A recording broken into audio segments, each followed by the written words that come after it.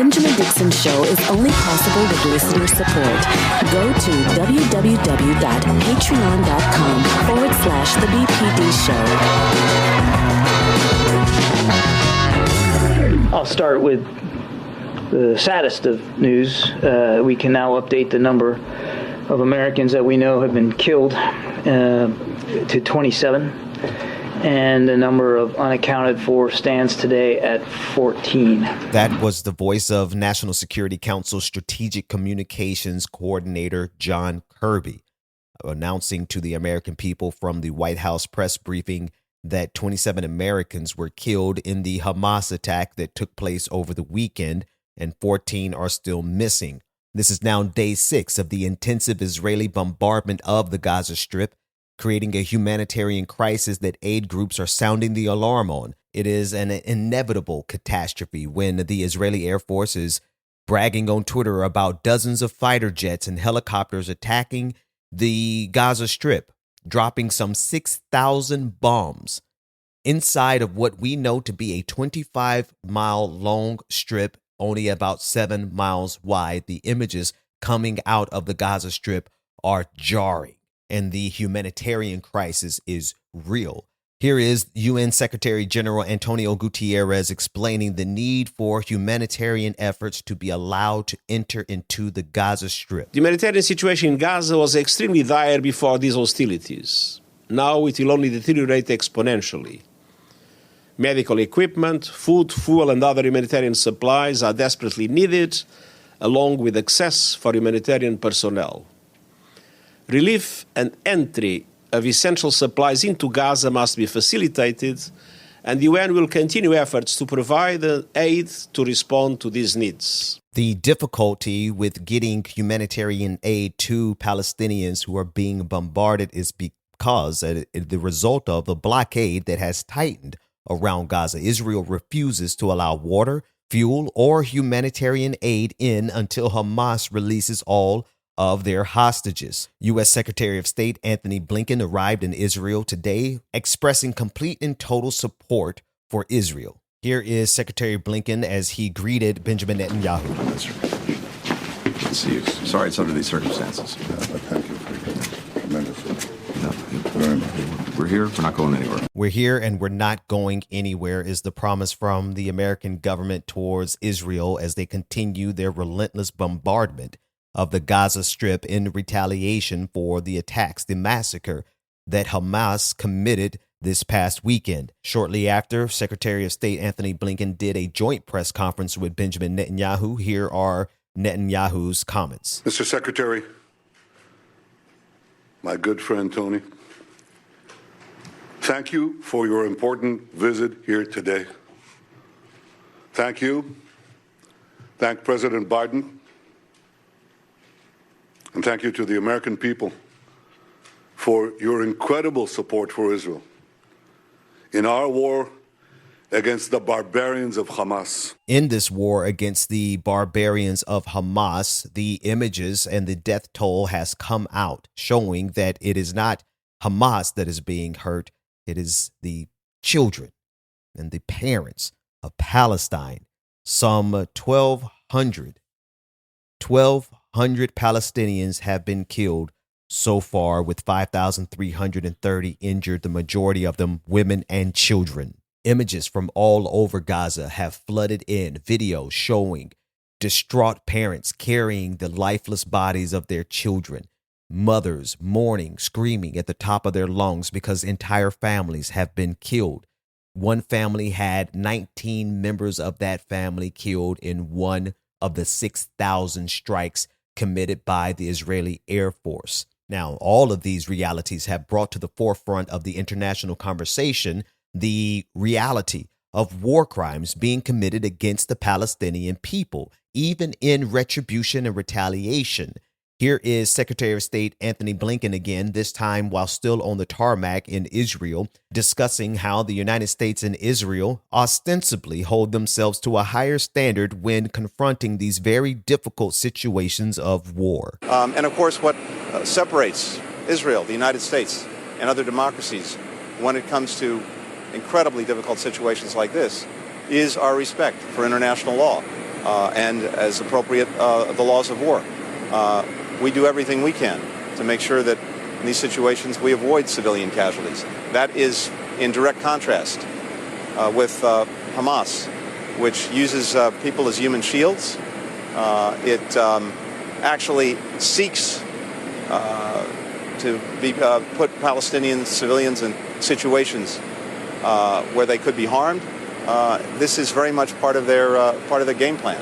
So we know that Israel will take all of the precautions that it can, just as we would. And again, that's what separates us from Hamas. I'm not quite sure there is an actual separation when we all know that this 25-mile long strip, this 7-mile wide strip that contains 2.2 million people, one of the most densely populated cities in the world. We know that as a matter of fact. We also know that about 50% of the 2.2 million people are children. So with all due respect to the Secretary of State, it does not seem to me that there's much, if any, separation between the targeting of civilians by Hamas and the scale and the scope of civilians being massacred in retaliation. Here is Representative Alexandria Ocasio-Cortez of New York stating that while the United States has a responsibility to stability and a responsibility to assist Israel in their defensive posture,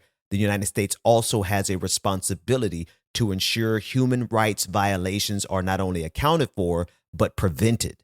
I would say that the United States, our responsibility is to the stability and the security of the region.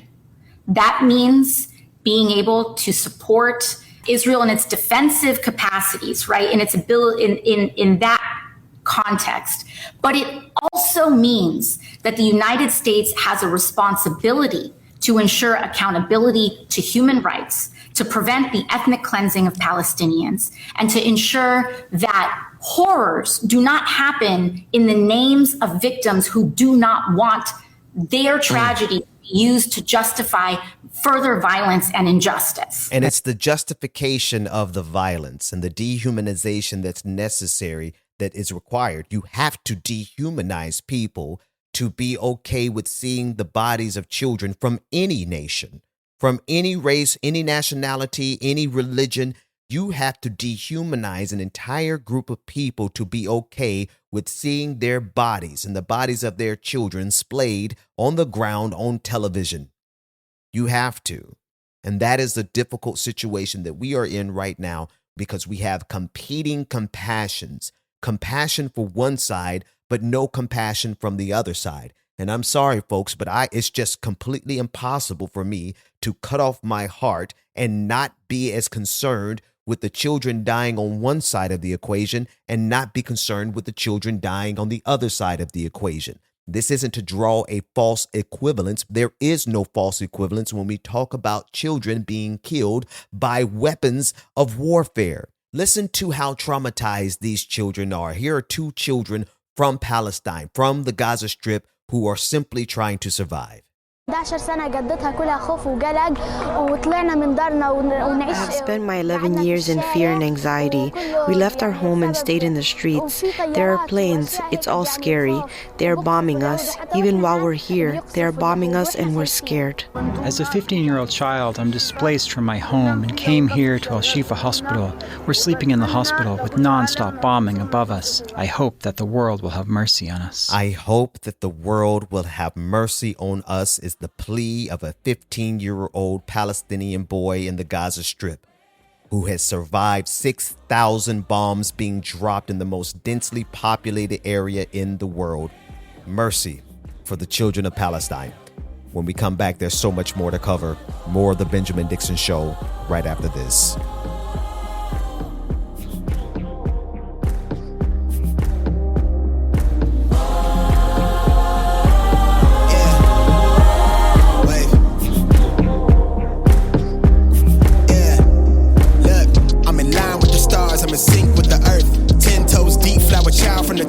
I never switch sides, like even when I die, I'ma ride for the squad, let up ties in the hearse. I've been on the vibe, kinda hard to describe. I'm in between, I'm good and it's fine, but I'm tired of the grind. Then I come alive in the night to realize I'm in the middle of the time of my life. I'm never so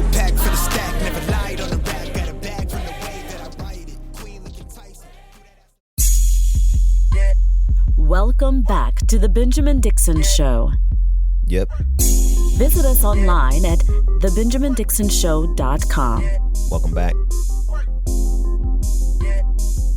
Welcome back.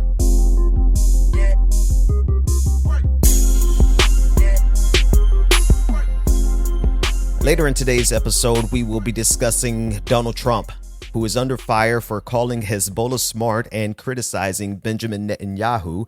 And no matter where you fall in this conversation, you have to see how much this self-absorbed, narcissistic megalomaniac makes the entire world about himself. That's not a surprise, but this particular clip, I think, will surprise you. We'll discuss that later on in today's episode. But for now, the U.S. House of Representatives here domestically, they are in day 8 without having a Speaker of the House for the first time in the history of this country, essentially paralyzing this country from being able, and the House of Representatives from being able to accomplish any work. Yesterday, the Republican caucus nominated Steve Scalise to be the next Speaker of the House, and Steve Scalise of Louisiana.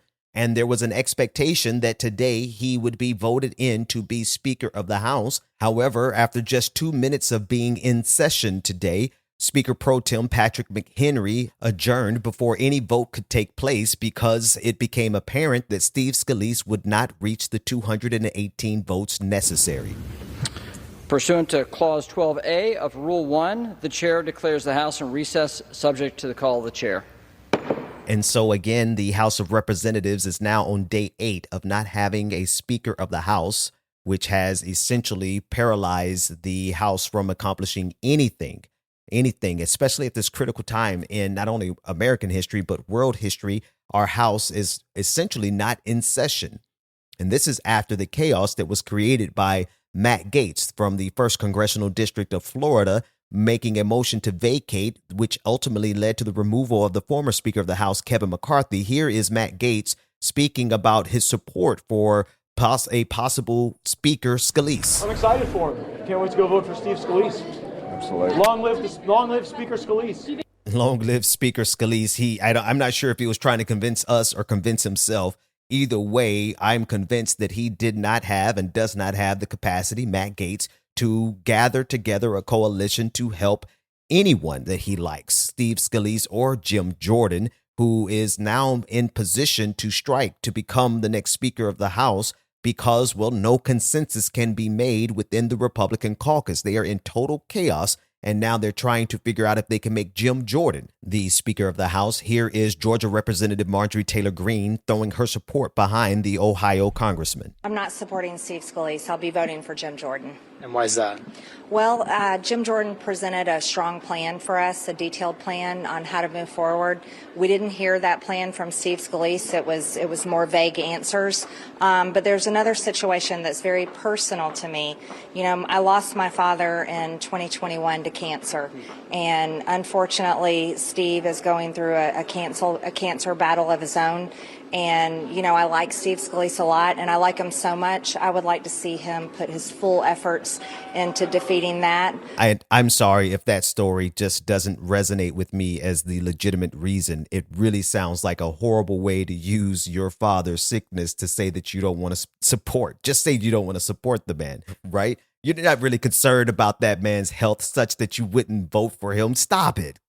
Anyway, here's Representative Nancy Mace speaking with Jake Tapper on CNN, saying the reason why she can't support Steve Scalise, and this one surprised me quite a bit, is because at one point he compared himself to David Duke without the baggage. You endorsed Jim Jordan, so I'm assuming you voted for Jim Jordan today. If the vote for Speaker were today, would you vote for Steve Scalise? I would not. I plan on voting for Jim Jordan on the floor.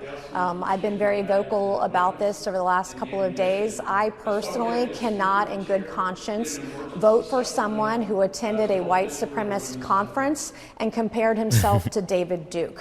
I would be doing an enormous disservice to the voters that I represent in South Carolina if I were to do that. Now, obviously, I could just take her at her word, but honestly, considering the politics of the Republican Party and considering the politics of her congressional district that is 3.83 times more white than any other race or ethnicity, right? I doubt very seriously that this is her real reason. I'm sure it would work out just fine for her there in South Carolina to support someone like Steve Scalise, especially in that first congressional district that she is from. That said, this is showing that the Republican caucus is completely incapable of bringing forth a Speaker of the House, which will keep the House of Representatives in gridlock, essentially paralyzed, completely incapable of doing the work that the people have sent them there to do. And so while Republicans have been able to effectively use chaos to bring gridlock, they have shown that they cannot get themselves together to govern. All right, when we come back, Donald Trump is under fire for fawning remarks over Hezbollah and attacking, going after Benjamin Netanyahu. More of the Benjamin Dixon Show after this break. Go to www.patreon.com/The BPD Show and get twice the content and unfiltered interviews without any of the commercial interruptions. Welcome back to The Benjamin Dixon Show. Visit us online at thebenjamindixonshow.com. Welcome back. Welcome back.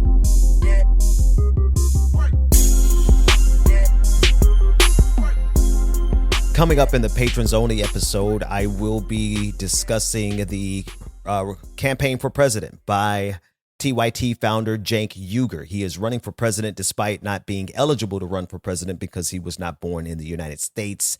We'll play the clip and discuss. Patreon.com/The BPD Show. I want to play a few clips of Donald Trump getting himself in trouble per usual, this time for criticizing Benjamin Netanyahu, specifically as it pertains to the incident involving the assassination of Iranian General Qasem Soleimani. Trump claimed that the Israeli intelligence had aided the U.S. in planning the drone strike against Soleimani, but then withdrew its participation, on the eve of the operation. He expressed in this clip disappointment in Benjamin Netanyahu, and he went a little bit further at the very end, as Donald Trump always does. Take a listen in. And about 15 seconds later, it was all over, and we did it. But I'll never forget that Bibi Netanyahu let us down. That was a very terrible thing. I will say that. And so when I see sometimes the intelligence, you talk about the intelligence, or you talk about some of the things that went wrong over the last week, they've got to straighten it out, because they're fighting potentially a very big force. They're fighting potentially Iran. And when they have people saying the wrong things, everything they say is being digested by these people, because they're vicious and they're smart. And boy, are they vicious, because nobody's ever seen the kind of sight that we've seen. Nobody's ever seen it. But they cannot play games. So we were disappointed by that, very disappointed. But we did the job ourselves, and it was absolute precision, magnificent, beautiful job. And then Bibi tried to take credit for it. That wasn't good. That didn't make me feel too good, but that's all right. I'm sure it didn't. So they got to strengthen themselves up. This man is unbelievable. I laugh for not crying. I mean, don't get me wrong. Like, I have a really horrible sense of humor. I laugh when I shouldn't laugh. So a lot of stuff that Donald Trump says to me would naturally be funny if he wasn't potentially the next president of the United States, right? This is the derangement that we have of running for president, making the situation, this global situation, about him. I want to play a clip of a reporter from Morning Joe who's making it clear, though, his disappointment in Benjamin Netanyahu doesn't just stem from this attack that he had to go at alone instead of Israel participating in the attack to strike Qasem Soleimani. It really was about the fact that Benjamin Netanyahu called to give his support and congratulations to Joe Biden before Donald Trump believed the election was actually over. And on that point, part of the reason why Trump was critical of Netanyahu in the last couple of days, I am told by someone close to the former president, is that Netanyahu had praised President Biden. Of course, Trump's likely rival in 2024, and Trump simply couldn't stand can stand for it. I think that paints a clearer picture Of course, I do believe that Donald Trump was really upset about Benjamin Netanyahu allegedly taking credit for the strike, but to have someone betray him, because this is the lens through which Donald Trump views everything. If you don't do exactly what Donald Trump wants you to do, he considers you a traitor. And in this regard, he had an expectation of Benjamin Netanyahu that he would support Donald Trump all the way through, I guess, the insurrection. And when Netanyahu did not do that, he became upset with Trump, became upset with Netanyahu. One final clip, and this is of the clip that is being spread by the DeSantis campaign stating that Donald Trump, or pointing out that Donald Trump was fawning over Hezbollah. Take a listen in. 2 nights ago, I read all of Biden's security people. Can you imagine? National defense people. And they said, gee, I hope Hezbollah doesn't attack from the north because that's the most vulnerable spot. I said, wait a minute. You know, Hezbollah is very smart. They're all very smart. The press doesn't like when they say, I said that President Xi of China, 1.4 billion people, he controls it with an iron fist. I said, he's a very smart man. They killed me the next day. I said he was smart. What am I going to say? But Hezbollah, they're very smart. Yeah, they're very smart. I see what he's saying there in terms of they're smart enough, but Donald Trump also likes to run headlong into creating controversies. He knew exactly what people were going to do with that clip. But I think it's the first couple of clips that really just shows, and not that we need any more evidence, but just consider the scale and the scope of the global catastrophe that's going on right now. I mean, not just what's happening in Israel and the Gaza Strip, but yeah, I mean, specifically what's happening in Israel and the Gaza Strip. And Donald Trump manages to make it about himself every time. And what's scary about this is that this man could very well be the next president of the United States. Again, that's what's scary about it, is that we have the potential of being led by someone who is so self-absorbed that as people are dying by the thousands, he makes it about himself.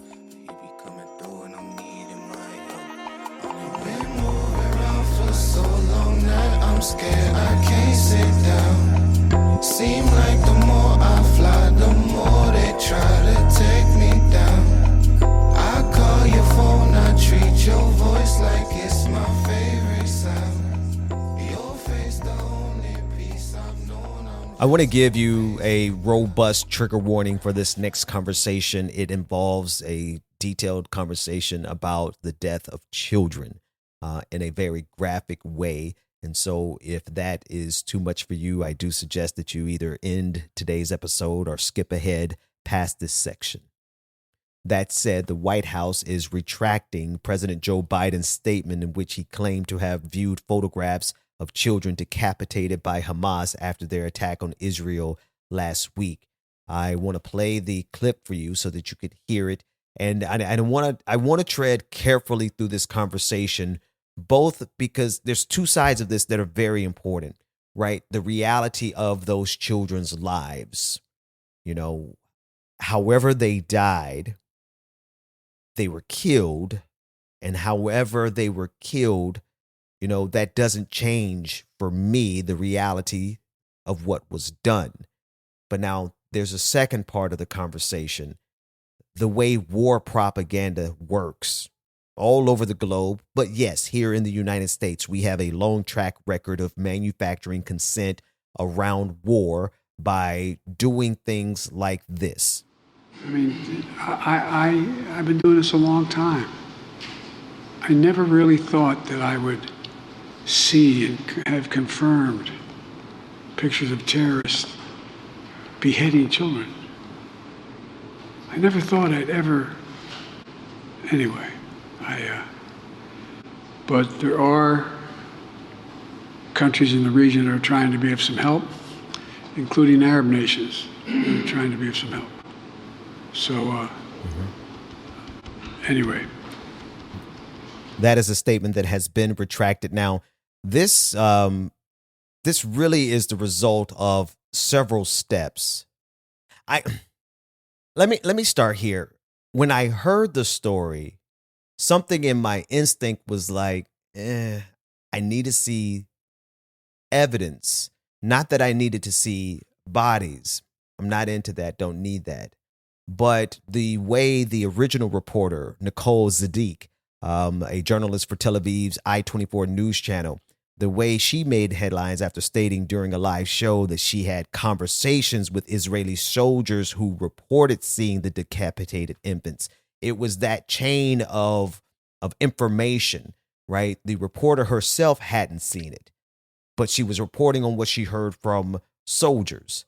That set off my alarm to say that maybe there needs to be some confirmation. But then as it began to steamroll, CNN picked it up. They shared the story, and then it became almost a foregone conclusion that, okay, if CNN has shared it, then, and we have a confirmation from this reporter, Nicole Zadik. Then we had a confirmation from another reporter who was on the ground. It began to pick up a life of its own, with people concluding and running with the story that 40 babies had been decapitated. Now, the story is so confused at this point, we don't know how many babies were actually killed, and we don't know how they were killed. I am of the contention that it doesn't matter how they were killed. The fact that we're talking about children being killed to begin with suggests that there does need to be action. Don't get me wrong, using the idea that these babies were decapitated escalates, right? The blood, right? The level of your blood boiling and your willingness to see these retaliatory strikes by the Netanyahu regime. I mean, if Hamas is out here decapitating babies, then maybe we shouldn't feel so bad when we see hundreds of children from Palestine splayed in the streets, because look at what Hamas did. Look at how barbaric they were. Only to have that story retracted because no one, not even the Israeli Defense Forces, could actually confirm that story. Now, here's the other side of the equation. And before I get to the other side of the equation, I just have to emphasize again, it doesn't matter how those babies died. It doesn't matter how many of them died. The fact that they died, that is what has to be addressed. Similarly, the fact that children in Palestine, in the Gaza Strip, Palestinian children are dying. That is also something that has to be addressed. And one of the things, and I guess I'm getting ready to go on a tangent, I'm trying to keep it structured here, right? But one of the things that bothers me so much about this particular moment is that you have people on both sides of the argument jockeying, trying to get you to not care about one group of children over the other group of children. And it goes in both ways. If I express concern and compassion for Israeli children who have been killed, then all of a sudden I'm supporting settlers. If I show compassion for the Palestinian children who are being killed, all of a sudden I'm anti-Semitic and I don't want to, and I support Hamas, right? This is the absurdity of the moment. And this is what happens when an attack like this occurs, and it strikes right at the heart of some of the most intense debates and differences that we have amongst us, such that everyone has gone to their sides, and it is so extreme that one side is trying to convince us that the other side's children don't matter.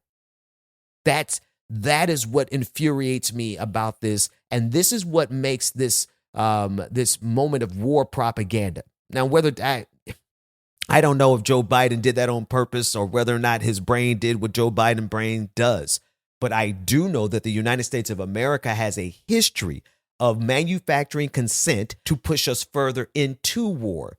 Same thing happened with the weapons of mass destruction in Iraq.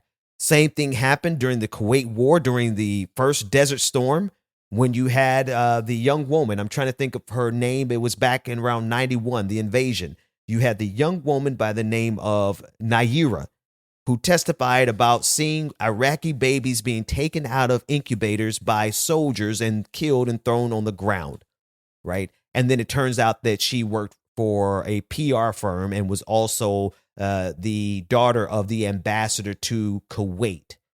So we have had a history, and then, of course, there was nothing to substantiate anything that she said, but she gave testimony before Congress, which ultimately helped push us further into the war. So the United States of America has a history. And okay, yeah, sure. Other countries do too, but I'm not responsible for other countries. The United States of America has a history of using propaganda to push us further into war. And in this case, it is a war that is being waged against the children of Palestine, of the Gaza Strip.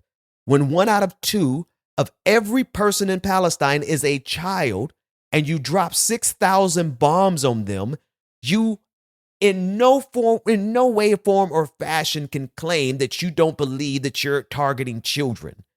And just to put a dovetail on this conversation, it is, again, the most disturbing thing to see people who on a normal day would never try to devalue the life of a child to justify that child's murder. But because we're dealing with Israel and Palestine, because we're dealing with this particular conflict, people are so passionately in their corners advocating for us to not have compassion or empathy for children dying on both sides of the equation. No, I'm sorry. My heart cannot distinguish between a child murdered by Group A and a child murdered by Group B. My heart can't distinguish between a child who dies in a bomb that was dropped on their apartment and a child who was killed by a soldier, a Hamas militant. It doesn't distinguish, and I would argue that you should not make that distinction either, because it is the first step down the road of losing your own soul.